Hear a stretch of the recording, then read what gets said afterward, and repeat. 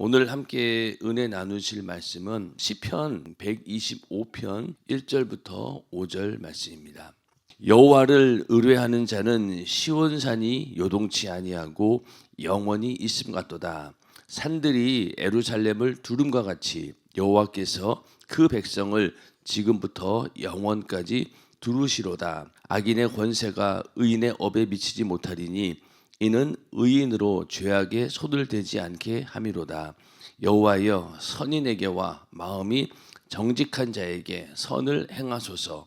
자기의 굽은 길로 치우치는 자를 여호와께서 죄악을 짓는 자와 함께 다니게 하시리로다. 이스라엘에게는 평강이 있을지어다. 아멘. 네, 오늘은 시편 125편 1절부터 5절 말씀을 중심으로 하나님을 의뢰하는 자는 요동치 않는다라는 제목으로 새벽 예배에 함께 은혜 나누고자 합니다. 오늘 이 말씀에 보면은 시온산이 나옵니다. 시온산이 나오는데 히브리인들에게 이 산이라고 하는 것은 견고함을 상징하고 있고 또 안전하고 변하지 않는 불변성, 이것을 의미합니다. 사실 이스라엘에 가보면은 산이라고 해봤자 굉장히 낮은 산밖에 없어요. 워낙 사막지대이기 때문에 산이 있을 리가 없죠. 그런데 있는 산들도 아주 낮은 산들입니다. 그럼에도 불구하고 이 히브리인들에게 산이 중요한 이유는 사막지대다 보니까 시시각각으로 그 상황이 달라지는 거예요. 있던 길도 갑자기 없어지는 경우가 있고,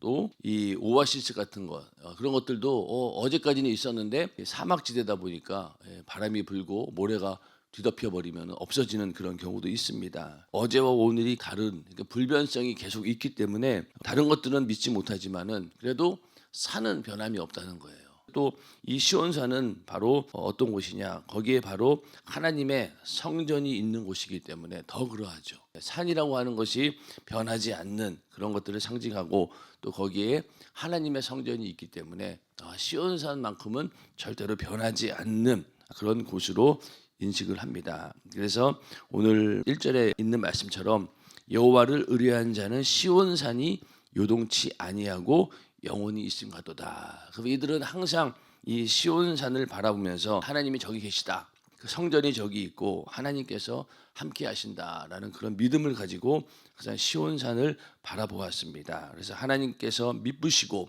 또 우리 인간과의 그런 약속을 지키는 일에 있어서 그 진실함이 변함이 없다. 그게 바로 시온산이 가지고 있는 의미입니다. 그래서 우리가 하나님을 의뢰하고 또 신뢰하는 것은 하나님께서 변하지 않기 때문에 우리는 하나님의 말씀을 절대적으로 신뢰할 수 있고 또 의지할 수 있는 것입니다. 만약에 하나님 말씀이 수시로 바뀐다라고 하면 누가 믿을 수 있겠냐고요. 성경이라고 하는 것이 번역만 조금 바뀔 뿐이지 원래 말씀은 절대로 변하지 않고 그대로 이어져 오고 있습니다. 만약에 세상의 법전이나 다른 책들처럼 해가 되면 바꾸거나 또 아니면 때가 되어가지고 업데이트를 시켜야 된다라고 하면 내용을 그런다라고 하면 이 성경을 누가 믿을 수 있겠냐고요. 그리고 시대에 따라서 말씀을 다시 해석해야 된다라고 한다라고 하면은 어떻게 우리가 하나님 말씀을 절대적인 진리로 믿을 수 있겠으며, 또 하나님이라고 하는 분을 이렇게 변화무쌍한 분을 어떻게 우리의 믿음의 대상으로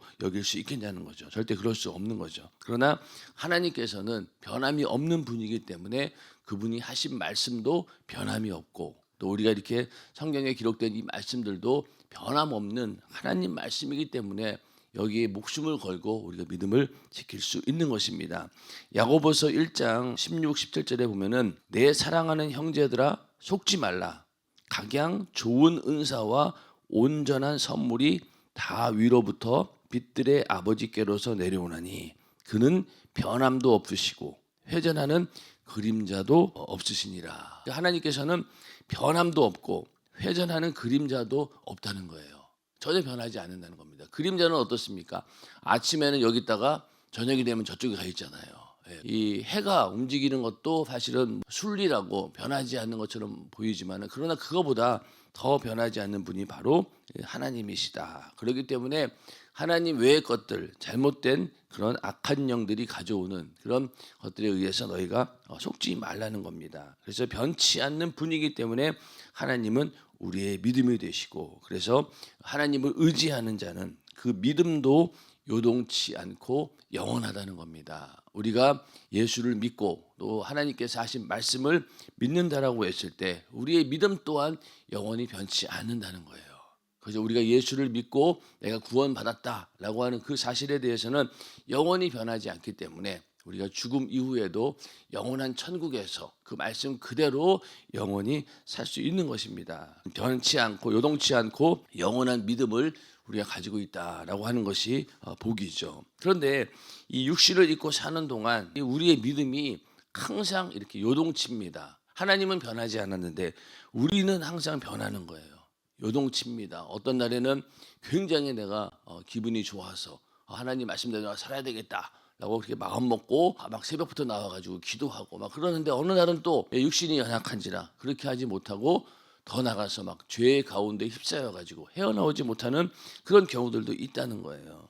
그래서 이렇게 요동치게 하는 역사가 어디에서 기인되느냐, 바로 이 마귀 역사 때문입니다. 우리는 언제나 하나님 말씀대로 살고 싶어하고 또 그 뜻을 따르기를 원하고 또 내 안에 계신 성령을 따라서 움직이기를 원하지만은 항상 나를 요동치게 만드는 놈이 있는데 그게 바로 마귀 역사입니다. 우리가 이렇게 마귀 역사로 인하여서 흔들릴 때마다 요동치 않는 하나님 말씀을 우리가 붙들어야지만이 이 약한 마귀 역사의 싸움에서 이길 수 있다는 겁니다. 이게 마귀 역사는 끊임없이 우리가 가지고 있는 이 내 안에 있는 천국을 계속 흔들어 놓고 그리고 그것이 이르지 못하도록 끊임없이 방해하면서 내 마음을 요동시키고 또 내 생각을 요동시키고 어떻게든 또 환경까지도 막 뒤 흔들어 가지고 하나님 말씀대로 살지 못하게 하는 놈이기 때문에 이걸 다 이기려면은 끝까지 우리가 하나님 말씀을 붙들어야 되는 거예요.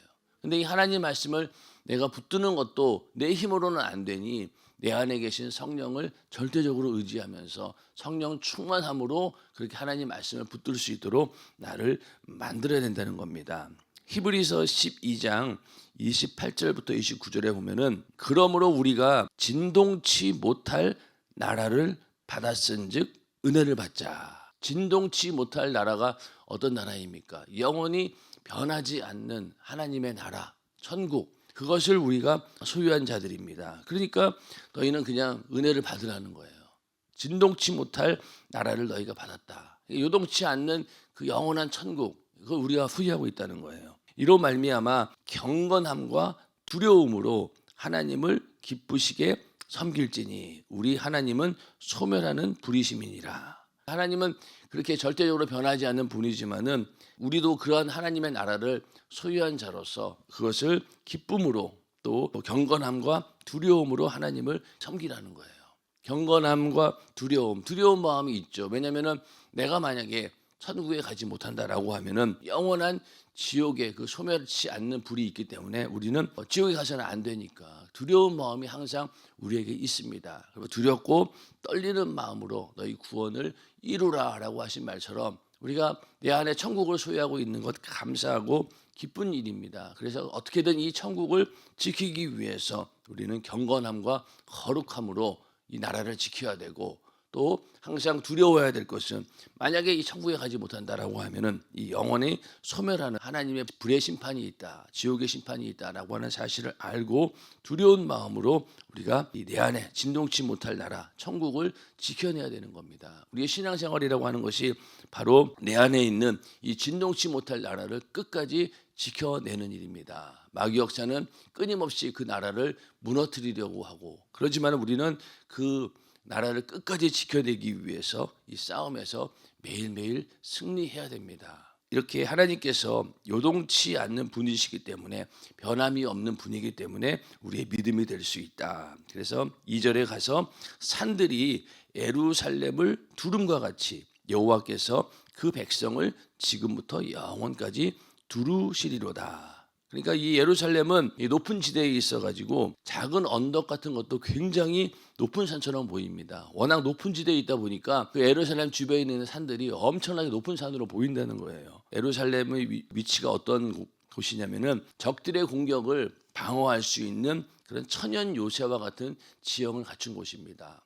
지금이야 무기가 발달해서 그런 것들이 소용없겠지만은 이때만 해도 사람들이 움직이는 그런 전쟁이기 때문에 성을 높이 쌓거나 또 주변에 이런 산들이 이렇게 두르고 있으면은 천연 요새가 되어가지고 적들이 침공할 수 없는 곳이 되는 거죠. 예루살렘이 있는 곳이 바로 그런 곳이에요. 그래서 산들이 예루살렘을 두르고 있다. 그 말을 마치 하나님께서 품고 계신다, 우리를 품고 계신다라는 그런 모습을 연상하게 한다는 겁니다. 산들이 예루살렘을 두르고 있는데 그것이 마치 하나님께서 그들을 이렇게 품고 있는 그런 모습이 산이 예루살렘을 두르고 있는 그런 모습이라는 겁니다. 그래서 이 예수님께서도 예루살렘을 어떻게 얘기했냐면은 암탉이 그 새끼를 날개 아래 모험과 같이 품으신다 이렇게 말씀하고 있죠.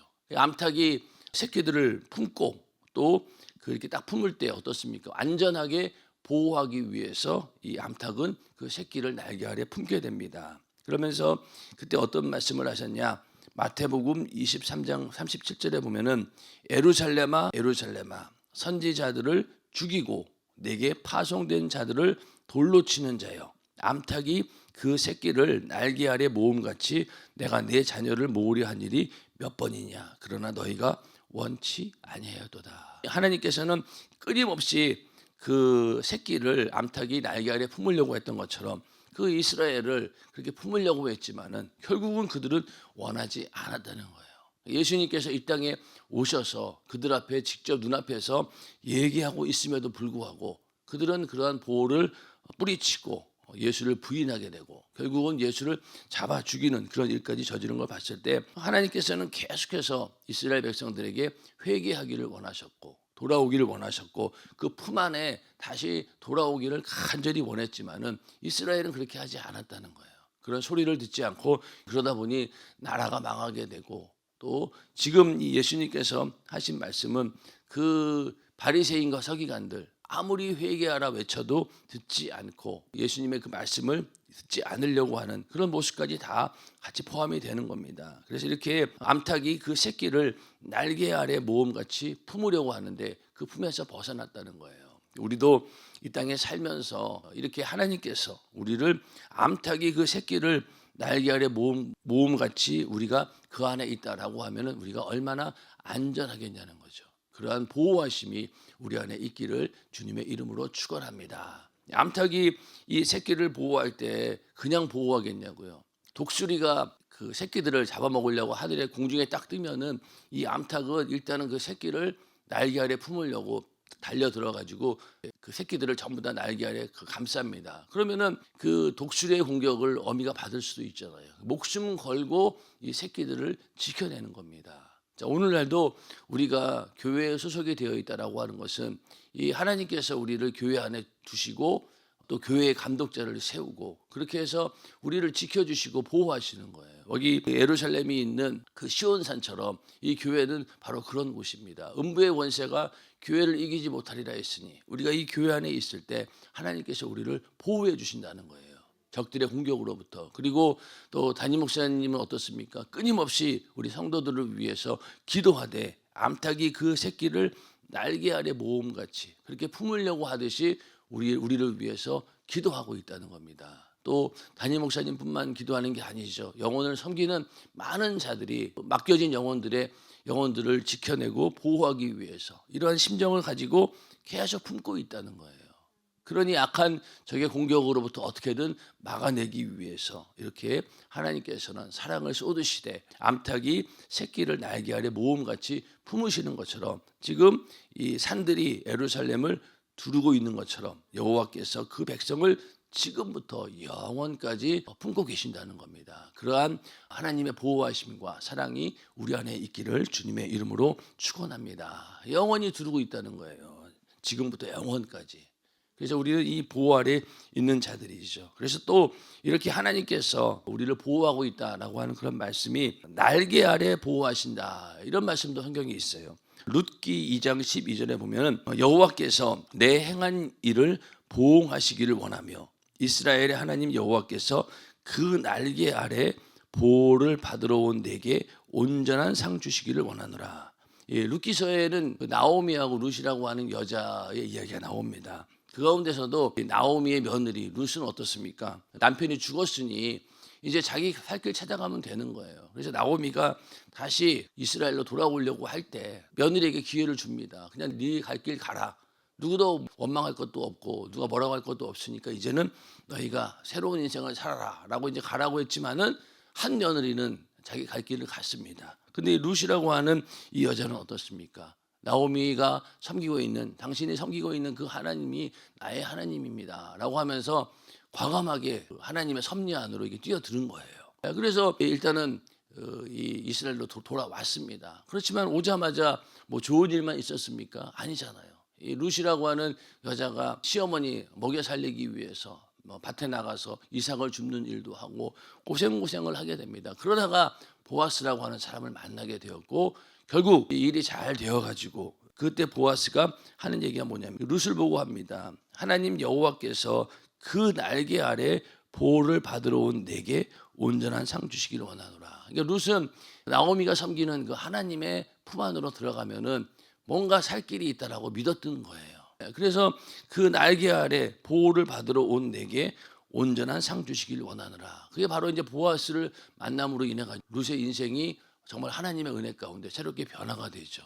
그렇게 해서 그 가정이 다시 복을 받고 그 가문이 일어나는 그런 일들이 생긴 것처럼 그 날개 아래 보호를 받으러 온 내게 우리도 어떻게든 하나님의 은혜 안으로 날개 아래로 들어가야 되는 거예요.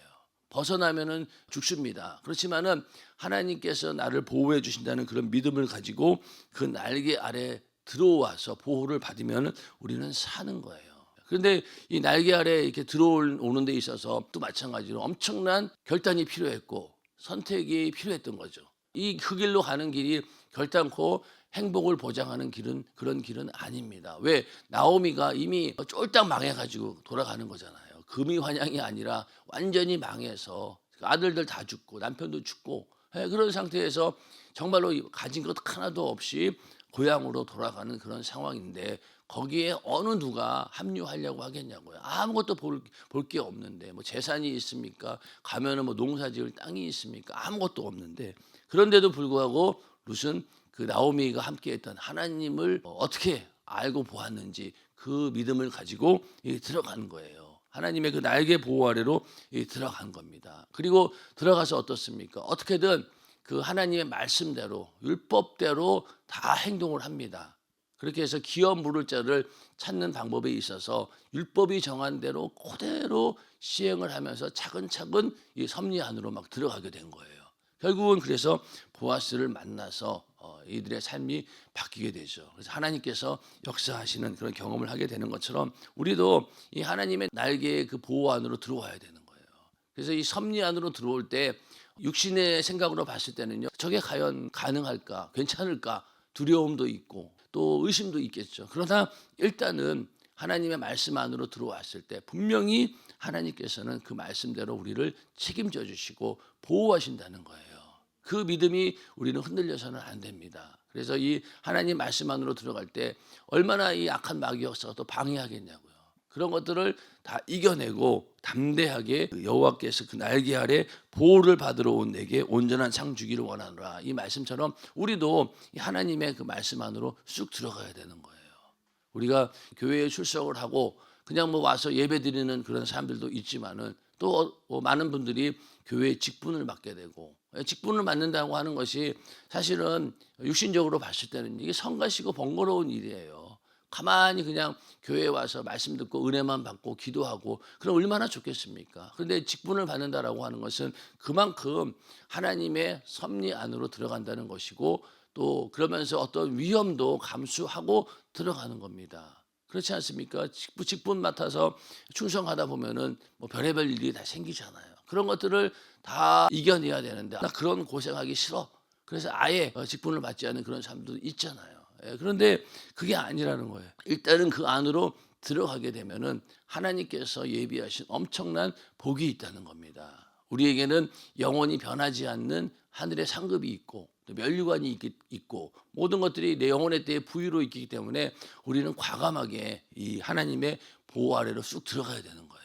룻이 그렇게 복을 받았던 것처럼 우리도 과감하게 하나님의 그 섭리 안으로 쑥 들어가야지만이 하나님께서 우리를 지켜주시고 보호해 주신다는 거예요.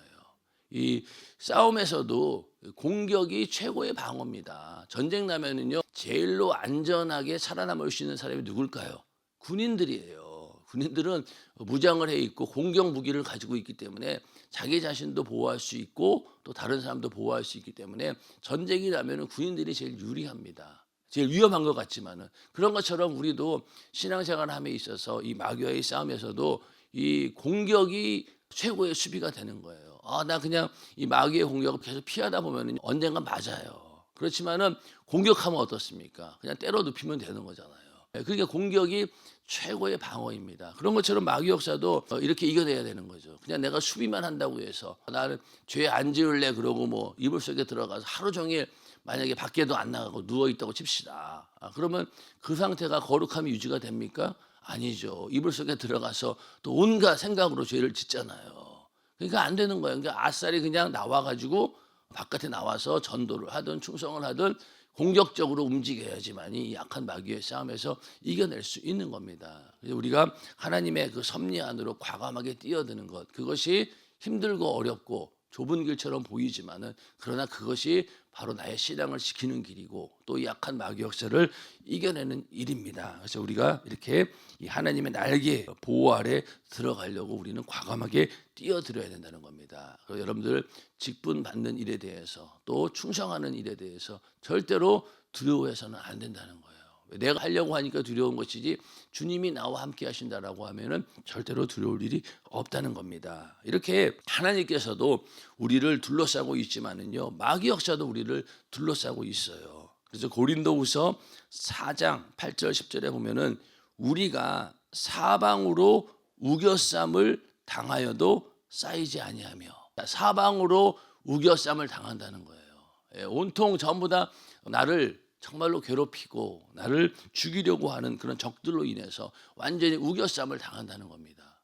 그런 경우가 있고 또 그런 당하여도 쌓이지 않는다는 거예요. 그리고 답답한 일을 당하여도 낙심하지 아니하고 또 핍박을 받아도 버림받지 아니하며 거꾸로 뜨림을 당하여도 망하지 아니하고 우리가 항상 예수 죽인 것을 몸에 짊어짐은 예수의 생명도 우리 몸에 나타나게 하려 함이라. 자, 우겨쌈을 당하고 또 답답한 일을 당하고 그리고 핍박을 받아도 거꾸로 뜨림을 당해도 절대로 흔들리지 않는다는 거예요. 이렇게 마귀 역사는 우리를 둘러싸고 있지만은 이 악한 영의 역사보다 더 크신 하나님의 보호가 있기 때문에 우리는 다 이겨낼 수 있다는 거예요. 그 엘리사의 이야기를 보면은 거기 이제 아람 왕이 엘리사가 머물고 있는 그 도단성을 에워싸는 그런 장면이 나오죠. 왜냐하면은 이 아람 왕이 이스라엘을 공격할 때마다 자기네 전략이 다 드러나는 거예요. 그러니까 이 아람 왕이 도대체 우리 안에 첩자가 있으니까 이런 일이 있지 우리끼리 비밀리 한 작전 계획들이 어떻게 다 이스라엘이 알 수 있고 저렇게 먼저 다 막아내냐. 분명히 우리 안에 내부 첩자가 있다. 그랬더니만 그 신하 중에 하나가 그게 아닙니다. 이스라엘은 엘리사라고 하는 선지자가 있는데 그가 하나님의 사람인데 아마 왕이 침실에서 하는 이야기까지도 다 듣고 있을 것이다. 그러니까 안 되겠구나. 자, 일단 먼저 엘리사부터 없애야 되겠다라고 그 수많은 군대를 이끌고 이제 그 엘리사가 머물고 있는 그 성을 완전히 에워싸고 둘러쌉니다. 그래서 이제 아침에 그 엘리사의 그 종이 나가봤더니만은 엄청난 군대가 자기들이 거하고 있는 도단성을 이렇게 둘러싸고 있는 거예요. 얼마나 놀랬겠냐고요. 선생님 이제 우리 죽었습니다. 막 이제 엘리사를 이제 불러서 봤더니만은 진짜 엄청나게 많은 아람 군대가 있는 거예요. 그런데 거기서 엘리사는 끄덕도 하지 않죠. 그러면서 오히려 그 종에게 야, 네가 보고 있는 아람 군대보다 더 많은 하나님의 군대가 있다라면서 기도하니까 그 종의 눈이 열려가지고 아람 군대도 보였지만은 엘리사 뒤에 있는 하나님의 불말과 불병거 그거를 보게 된 거예요. 근데 그 숫자가 엄청나게 많고 하나님께서 보내주신 군대가 그렇게 딱 진을 치고 있는 걸 알고 그때 이제 정말로 하나님께서 이 전쟁에서 이길 수 있게 하겠구나라는 그런 믿음이 생기게 되는 것이죠. 그리고 나서 엘리사가 기도했더니만은 그 수많은 아람 군대가 다 눈이 멀어버립니다. 그러니 앞을 보지 못하니 어떻게 전쟁을 할 수 있겠냐고요. 그래서 이 엘리사가 그 아람 군대를 전부 다 끌고 이제 사마리아 성으로 들어가게 되죠. 예, 그래서 거기 안에 들어가서 거기서 이제 눈을 뜨게 만들었는데 그때 이제 눈을 뜨고 보니까 적진 안에 있는 거죠. 이제 우리는 죽었구나라고 했고 또 그 예루살렘 왕도 엘리사에게 이놈들 다 죽여야 되나 이렇게 했더니 죽이지 말라고 하잖아요. 왜? 이거는 왕이 자기의 무기를 가지고 자기 칼로 적군들을 이렇게 포로로 잡은 게 아니잖아요. 절대적으로 하나님께서 그냥 도와주셔서 이 전쟁에서 이렇게 이긴 것이기 때문에 차라리 그냥 이 사람들을 살려줘라. 먹을 것을 대접을 하고 그렇게 해서 돌려보내라. 그렇게 해서 아람 군대를 전부 다 먹을 것을 먹여서 돌려보냈습니다. 그 이후로 이 아람이 이스라엘을 침략하지 않았다. 그렇게 성경을 기록하고 있는데 여기서도 마찬가지로 적군이 그렇게 애워싸고 둘러싸고 있었지만은 그 이면에는 뭐가 있었습니까? 하나님의 더 많은 군대, 더 큰 군대가 그 이면에 있었다는 거예요. 그래서 이 열왕기하 6장 17절에 보면은 기도하여 가로되 여호와여 원컨대 저의 눈을 열어서 보게 하옵소서 하니 여호와께서 그 사환의 눈을 여심해 저가 보니 불말과 불병거가 산에 가득하여 엘리사를 둘렀더라. 이게 우리에도 보여야 되는 거예요. 아무리 많은 이 악한 마귀 역사가 우리를 공격하고 또 우리를 둘러싸고 우겨쌈을 우리에게 당하게 하고 그리고 뭐 핍박도 하고 별의별 짓을 다 한다 하더라도 우리는 뭘 봐야 되는 거예요. 그 마귀 역사 그 이면에 있는 우리를 둘러싸고 있는 이 하나님의 군대 하나님의 역사를 우리는 믿음의 눈으로 바라볼 수 있어야 된다는 겁니다. 그래야지 이겨낼 수 있는 거예요. 안 그러면 두렵죠. 살면서 닥치는 여러 가지 환경에서 일어나는 일들이 얼마나 우리를 두렵게 만듭니까? 마귀 역사는 그렇게 내 안에 있는 마음도 흔들어 놓고 또 주변에 있는 환경도 흔들어 놓고 또 주변에 있는 사람들을 통해서 나를 핍박하고 별의별 짓을 다 해도 내가 바라보고 있는 그것보다 더 보이지 않는 하나님의 역사가 있다라고 하는 사실을 우리가 믿음의 눈으로 볼 때 이 모든 악한 영과의 싸움에서 능히 이겨낼 수 있다는 겁니다. 그래서 오늘도 우리가 신앙생활을 하면서 또 주를 위해 충성하고 또 전도하며 내가 영적인 생활을 하면서도 이 악한 마귀 역사는 우리를 가만히 두질 않아요. 하나님의 뜻에 순종하고 말씀대로 살려고 하면 할수록 더 악한 마귀 역사는 득세를 합니다. 그럴 때 우리는 약한 마귀 역사만 보는 것이 아니라 눈에 보이지 않는 하나님의 군대 그걸 바라봐야 된다는 거예요.